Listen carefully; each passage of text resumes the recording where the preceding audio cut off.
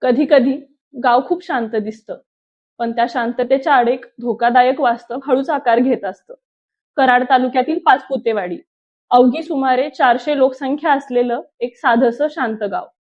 काही दिवसांपूर्वी याच गावात एमडी म्हणजेच मेफेड्रॉन या अत्यंत धोकादायक अंमली पदार्थ तयार करणाऱ्या ठिकाणावर अचानक कारवाई झाली. आणि तेव्हा एक प्रश्न सर्वांच्याच मनात उभा राहिला. हे सगळं अचानक घडलं होतं का? की संकेत स्पष्ट दिसत असतानाही आपण दुर्लक्ष केलं?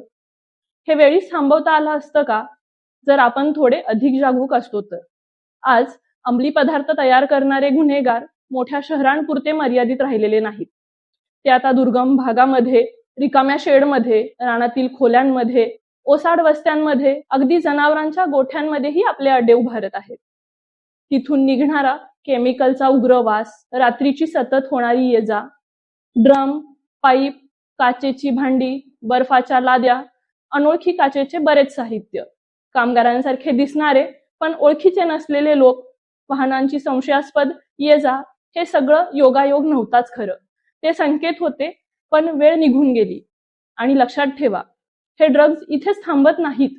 ते समाजात पोहोचतात, कॉलेजमध्ये शिरतात आणि कोणाच्या तरी मुलांचं आयुष्य, कोणाचा तरी संसार हळूहळू पण कायमच उद्ध्वस्त करतात.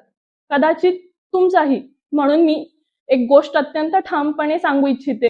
संशय आला तरी तुम्ही स्वतः एकदा खात्री करा, परंतु कायदा हातात घेऊ नका आणि स्वतःचा जीव धोक्यात घालू नका. तुमचं एकच पण खूप महत्वाचं काम आहे, ते म्हणजे माहिती देणं.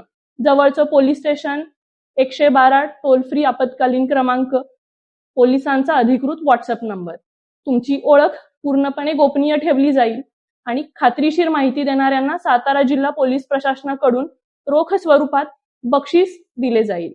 पोलीस कारवाई करतात, पण माहिती समाज देतो. आणि जेव्हा समाज आणि पोलीस एकत्र उभे राहतात, तेव्हाच अशा राक्षसी प्रवृत्तींचा खऱ्या अर्थाने अंत होतो. हा लढा फक्त पोलिसांचा नाही, आपलं गाव, आपली मुलं आणि आपली सामूहिक जबाबदारी. सातारा पोलीस सदैव आपल्या सोबत आहेत. जय हिंद.